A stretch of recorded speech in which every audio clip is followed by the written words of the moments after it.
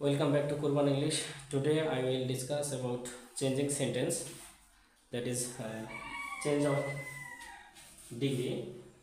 এবং বিগত দুটি ক্লাসে আমি ডিগ্রি পরিবর্তন আলোচনা করেছি। আজকে সুপারলেটিভ ডিগ্রিকে কিভাবে আমরা পজিটিভ ডিগ্রিতে রূপান্তর করব সেই বিষয়ে আজকের এই ভিডিওটি ইনশাআল্লাহ তোমাদের উপহার দিতে চলেছি এবং আশা করি তোমরা এই ভিডিওর পাশাপাশি আমার চ্যানেলটাকে সাবস্ক্রাইব করে পাশে থাকবে এবং নতুন নতুন ভিডিও পেতে অবশ্যই কমেন্ট বক্সে জানাবে যে কী ধরনের তোমরা ভিডিও চাও। তাহলে আমরা সুপারলেটিভ ডিগ্রি যেমন subject S1 verb the superlative plus S2 এই ধরনের গঠনকে আমরা যখন পজিটিভে রূপান্তর করব no other S2 verb as positive as আবার প্রথম সাবজেক্ট বসাতে হবে। এখানে অ্যাজ এর পরিবর্তে আমরা এখানে সো ইউজ করতে পারি। যেমন he is the best boy in the class. এখানে কিন্তু এটা হচ্ছে S2 আর এটা হচ্ছে S1। তাহলে কি বসবে প্রথমে no other,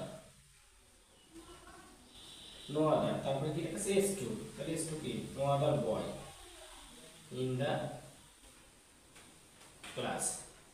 verb is as best positive form হচ্ছে গুড, তারপর আবার সূত্র অ্যাজ প্লাস প্রথম সাবজেক্ট কি আছে হি। তাই এইভাবে আমরা এই একটা গঠনের মধ্যে সকল প্রকার সুপারলেটিভ ডিগ্রিকে আমরা এই গঠনের মাধ্যমে আমরা পজিটিভে রূপান্তর করতে পারবো। তো আরেকটি ভিডিও আরেকটি গঠনের মাধ্যমে আমি ক্লিয়ার করব। যেমন Karim is one of the wisest men in the village। তাইলে কিন্তু এটা হচ্ছে নিচের গঠন অনুসারে সাবজেক্ট S2 বসেছে, ভার্ব ওয়ান অফ দ্য এবং সুপারলেটিভ ওয়াইজেস্ট, তারপর S2 হচ্ছে মেন থেকে বাকি অংশ যেটা আছে এগুলো হচ্ছে S2 আর এখানে কোন হচ্ছে S1।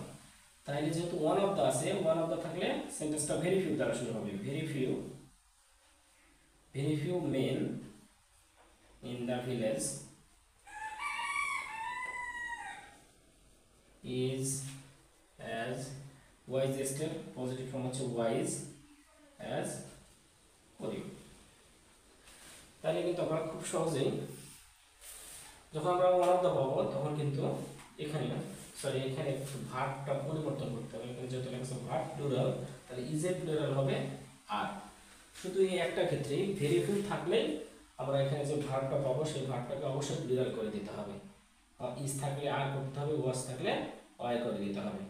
এইভাবে আমরা এই গঠনগুলোর মাধ্যমে খুব সহজেই কোনো রুলস ছাড়াই এই গঠনের মাধ্যমেই আমরা কিন্তু এই সুপারলেটিভ ডিগ্রিকে পজিটিভ ডিগ্রিতে রূপান্তর করতে পারবো। ধন্যবাদ সকলকে।